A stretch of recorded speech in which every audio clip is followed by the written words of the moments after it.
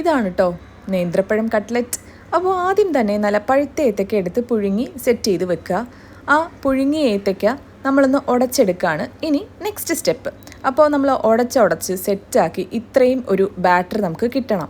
അങ്ങനെ അതിനകത്തേക്ക് നമ്മുടെ ചിരകിയ തേങ്ങ ഇടുക. അതിനകത്തേക്ക് ഒരു നുള്ള് ഏലക്കാപ്പൊടി കൂടി ഇടുക. പിന്നെ ലേശം നെയ്യ് കൂടെ ആവാം. പിന്നീട് ഒരു നുള്ള് പഞ്ചസാരയും കൂടെ ചേർത്തിട്ട് അതൊന്ന് ഇളക്കി നല്ല പരുവത്തിനാക്കി ഇടുക. അതിനുശേഷം കുറച്ച് കാഷ്യൂ പൊടിച്ച് അതിനകത്തേക്ക് ഇട്ടു. പിന്നെ നമ്മൾ ബ്രെഡ് ക്രംസ് നേരത്തെ പൊടിച്ച് ടിന്നിലാക്കി വെച്ചിട്ടുണ്ട് കേട്ടോ. അതുകൂടെ ഇട്ട് ഒന്ന് കുഴച്ച് സെറ്റ് ചെയ്ത് എടുക്കുകയാണ്. അതിനുശേഷം നമ്മൾ കട്ട്ലറ്റിൻ്റെ പരുവത്തിൽ ഉരുട്ടി നല്ല റൗണ്ട് ഷേപ്പിലെടുത്തു. അപ്പോഴേക്കും നമ്മുടെ മൈദാമാവിലും മുക്കി പിന്നെ നമ്മുടെ ബ്രെഡ് ക്രംസിലും മുക്കി കട്ട്ലറ്റ് പരുവത്തിനാക്കി എടുക്കുകയാണ്. അപ്പോൾ എല്ലാം സെറ്റാക്കി ഒരു ടിന്നിലാക്കി വെച്ചിട്ടുണ്ട്. ഇനി നമ്മൾ എണ്ണയ്ക്കകത്ത് ഇട്ട് ഒരു ഡീപ്പ് ഫ്രൈ ചെയ്ത് എടുക്കേണ്ട താമസം മാത്രം.